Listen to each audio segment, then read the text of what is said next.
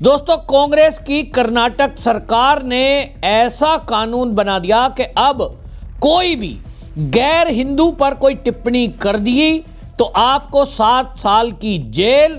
और 1 लाख रुपए तक का जुर्माना हो सकता है। जी हां, कर्नाटक की सरकार तरह तरह के नए कानून ला रही है और तुष्टीकरण में इस कदर कांग्रेस की सरकार अब एक के बाद एक ऐसे कानून ला रही है जिसके कारण अब आप राहुल गांधी, सोनिया गांधी, प्रियंका गांधी वाड्रा या सीतारमैया या उनके जो पुराने नेता रहे हैं यानी जवाहरलाल नेहरू या गांधी जी पर कोई टिप्पणी करेंगे तो इस नए कानून के तहत हेट स्पीच के दायरे में आने के कारण आपको 7 साल तक की सजा हो सकती है। इसका भारतीय जनता पार्टी ने काफी विरोध किया क्योंकि इसमें जो नए नए क्लोज डाले गए हैं उसमें तो इतना खतरनाक एक्ट बना दिया है केंद्र सरकार के द्वारा। जो बीएनएस आईटी सेल का आईटी का जो धारा थी उससे भी खतरनाक ये इसलिए हो गया क्योंकि वो जो बीएनएस कानून है उसमें जो आईटी एक्ट को परिभाषित किया गया है बीएनएस 2023 वो भी इसमें ऐड है। यानी वो केंद्र की जो धाराएं हैं, वो जो केंद्र के कानून में लिखा है कि आप यदि राष्ट्र के विरुद्ध कोई भी सामग्री छापते हैं, वीडियो डालते हैं या कुछ बोलते हैं तो उस पर आपको हेट स्पीच मानते हुए जिससे देश की सार्वभौमिकता को खतरा हो, ऐसा उसमें लिखा है। केंद्र का जो कानून है जो पूरे देश पे लागू है वो भी इसमें ऐड है। लेकिन इसके अलग कर्नाटक सरकार में इसमें अन्य कई ऐसे क्लोज डाल दिए गए अब जिसके कारण विपक्षी पार्टी यानी भारतीय जनता पार्टी तो ये कह रही है कि अब तो भारतीय जनता पार्टी के नेताओं को ये जब चाहेंगे जब उठाकर जेल डाल देंगे, क्योंकि हेट स्पीच में ऐसी ऐसी चीजें लिख दी गई हैं उसमें कानून में कि आप अखबार में किसी भी व्यक्ति के खिलाफ अगर कार्टून बनाते हैं और उसको उसकी भावना आहत होती है तो इसमें केस के दायरे में आएगा। अब आप सोचिए, किसी ने मान लीजिए सोनिया गांधी का कोई कार्टून बनाया, राहुल गांधी का कोई कार्टून बनाया, राहुल गांधी पर कोई टिप्पणी कर दी। अब तो बोल भी नहीं सकता मैं उस शब्द को जो लोग मजाक में राहुल गांधी के बारे में बोलते हैं, क्योंकि कोई भी कांग्रेस का नेता कर्नाटक के अंदर एफआईआर कराएगा और वो कहेगा मेरी भावना आहत हुई है, क्योंकि इस नए कानून में ये लिख दिया गया है कि किसी की भावना अगर आहत हुई तो बोलने से, लिखे गए शब्दों से, इशारों से, वीडियो से और इलेक्ट्रॉनिक संचार के माध्यम से यदि नफरत भरी कोई बयानबाजी आपने की और देखिए इसमें क्या क्लोज डाला गया है जो सबसे ज्यादा खतरनाक है कि जो व्यक्ति इस दुनिया में नहीं है यानी जिनकी मौत हो गई, अगर उस व्यक्ति या समुदाय के विरुद्ध भी कुछ इस तरह का काम किया तो आपको 7 साल की जेल हो सकती है। कांग्रेस हालांकि ये कह रही है कि पहले हमने 10 साल का प्रावधान किया था, अब उसको घटाकर 7 साल कर दिया। क्यों? क्योंकि जो केंद्र का कानून बना हुआ है बीएनएस 2023 आईटी एक्ट उसमें भी 7 साल की सजा है। तो भाई अब आप समझ लीजिए, ये कहते हैं कि अगर आप सड़क पर उतरकर, अब कर्नाटक में क्या है, लाठी लेकर सड़क पर दंगा किया तो सजा कम, और अगर कहीं किसी कार्टून किसी का बनाकर डाल दिया, किसी व्यक्ति की भावना आहत हुई आपके कुछ शब्द कहने से, यदि आपने किसी के बारे में कुछ बोल दिया, लिख दिया और ये इशारा किया, आप सोचिए इशारा भी लिख दिया है। अब कल को कोई भी कहेगा मुझे इसने भद्दा इशारा किया, मेरी भावना आहत हुई, लिखो एफआईआर। कर्नाटक पुलिस इस कानून के तहत एफआईआर दर्ज करेगी, व्यक्ति को पकड़कर जेल में डाल देगी। अब सोचिए ना, 7 साल की सजा है, दंगा करने में आपको 2 साल की सजा है सड़क पर अगर लाठी लेते हो। लेकिन आप अगर कर्नाटक में हैं और आपने किसी के बारे में कुछ लिखा, अब आप सोचिए इसका मतलब क्या है। क्योंकि अभी तक आप देखो, ज़्यादातर आप देखते हैं राहुल गांधी के बारे में मजाक बनाया जाता है। देश के अंदर कोई लोग उसको कुछ बोल देता है, कोई कुछ बोल देते हैं, कभी उसके बारे में कोई कार्टून बना देते हैं। लेकिन अब अगर ऐसा किया तो कर्नाटक में अगर एफआईआर की गई तो आपको जेल हो सकती है। और जैसा इसमें लिखा है कि जो मृत हो गए यानी राजीव गांधी, गांधी परिवार का कोई भी व्यक्ति, जवाहरलाल नेहरू को लेकर आए दिन भारतीय जनता पार्टी के नेता जिस तरह की टिप्पणी करते हैं, कई बार आपने देखा होगा जवाहरलाल नेहरू की एक फ़ोटो एड्रीना के साथ बना देते हैं, कोई उनका कहीं का पुराना फ़ोटो निकाल करके लाता है कि साहब ये देखिए डांस कर रहे थे, कोई सिगरेट सिगार पी रहे थे। अब इसमें अगर ये पुलिस में एफआईआर दर्ज हुई और पुलिस ये जांच में पाएगी, अगर तो आप समझ ही लेंगे जब जिसकी सरकार है वहाँ क्या होगा, कि अगर पाया गया कि ये फ़ोटो तो जो है भावना आहत कर रहा है किसी की, तो कोई कहेगा मेरी भावना आहत हुई है जी, इस आदमी को पकड़ो, तो आप जेल में जाएंगे। ये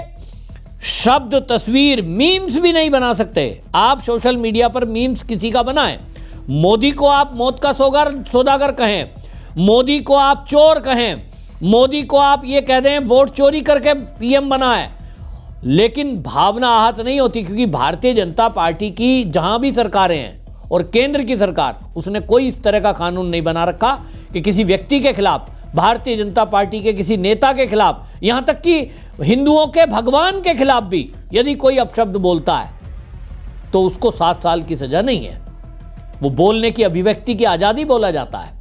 ये जो कांग्रेस संविधान हाथ में लेकर घूमती है, राहुल गांधी पूरी सभाओं में वो लाल रंग की किताब लेकर दिखाता है कि इस देश में संविधान को कुचला जा रहा है, मीडिया को कुचला जा रहा है। अब आप देखिए अर्नब गोस्वामी का यदि आप प्रोग्राम देखते हैं तो अर्नब गोस्वामी के ऊपर 200 एफआईआर पूरे देश में हो गई थी, क्योंकि उसने सोनिया गांधी का वो नाम बोल दिया था टीवी चैनल पर जो उसका शादी के पहले का ओरिजिनल नाम था।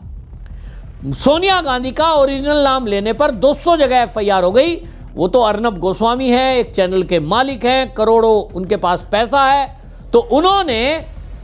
आप देखिए कि सुप्रीम कोर्ट में सीधा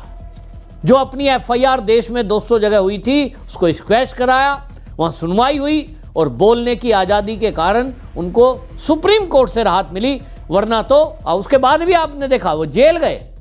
पूरा उनका ऑफिस खंगाल मारा गया, उनके ऊपर आरोप लगे। तो भाई ये कांग्रेस का जो खेल है, इसको लेकर भारतीय जनता पार्टी कह रही है कि संविधान की दुहाई देने वाले और मोदी को बार बार एक बात कहने वाले कि देखिए संविधान को कुचला जा रहा है, ये जो है क्या किया जा रहा है। अब आप सोचो इस कानून में क्या होगा। इस कानून के बाद जिसके खिलाफ चाहें वो इसमें जेल में जा सकता है। कर्नाटक के जो गृह मंत्री हैं परमेश्वर, उन्होंने बाकायदा इस पर डिबेट में सदन के अंदर ये बता दिया कि पहले जो है कम से कम पहला बार जब क्राइम करेगा तो 1 साल, फिर दोबारा करेगा तो उसको 2 साल से लेकर 7 साल तक की सजा, 50,000 रुपये जुर्माना। यदि कोई व्यक्ति 2 या 3 बार ऐसा करता है तो सजा बढ़ाकर 2 साल और जेल बाकायदा 7 साल तक, 1 लाख रुपए का जुर्माना। यदि कोई संगठन और उस अपराध में पाया जाता है तो संगठन भी, आप सोचिए, संगठन का जो हेड है उसको जेल में डाल दिया जाएगा। समझ रहे हैं आप?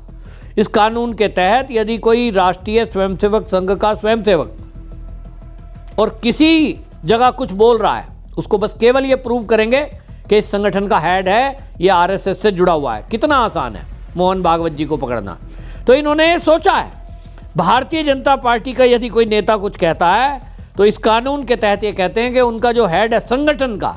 उस हेड पर भी कार्रवाई होगी कि आपने अपने जो ये लोग हैं इसके ऊपर क्यों नहीं कार्रवाई की। तो भाई ये आप सोचिए जो कानून बन गया है, अब इसके बाद हालात क्या होंगे देश के। भारतीय जनता पार्टी इसको ये कह रही है कि जो ये कानून हुआ, जो अशोक हैं भारतीय जनता पार्टी के, वो इस कानून को हिटलर बोल रहे हैं कि हिटलर जैसा है, ये तो केवल जेल में डालने का एक किताब है। अब इसमें 4 खतरनाक बातें। उन्होंने कहा कि धार्मिक किताब का भी अगर किसी ने हवाला दिया तो ये भी अपराध है। अभी तक हम किसी की किताब पे कुछ बोल देते हैं ना, तो अब आप देखिए हिंदू की किताब है, उसमें कोई कुछ भी कह दे, राम काल्पनिक हैं, कृष्ण जी तो कुछ थे, कुछ भी बोल दो, लेकिन किसी की भावना आहत हिंदू की तो माना ही नहीं जाता। अब यहाँ अगर इस तरह की कोई भावना आहत हो गई तो लिखा है धार्मिक किताब। अब आपने पता ना नुपुर शर्मा वाला मामला, टीवी डिबेट में नुपुर शर्मा ने एक किताब को कोट किया विशेष धर्म के लोगों की, और उसके बाद भी उनको सजा भुगतनी पड़ी, एफआईआर हो गई, सरतंसा जोधा के नारे लगे। अभी इसमें जो कर्नाटक में कानून बना है, इसमें कहा है कि यदि आपने किसी की धार्मिक किताब का हवाला दिया तो ये भी अपराध है। आप बोल नहीं सकते कि फला किताब में आपके ऐसा लिखा है।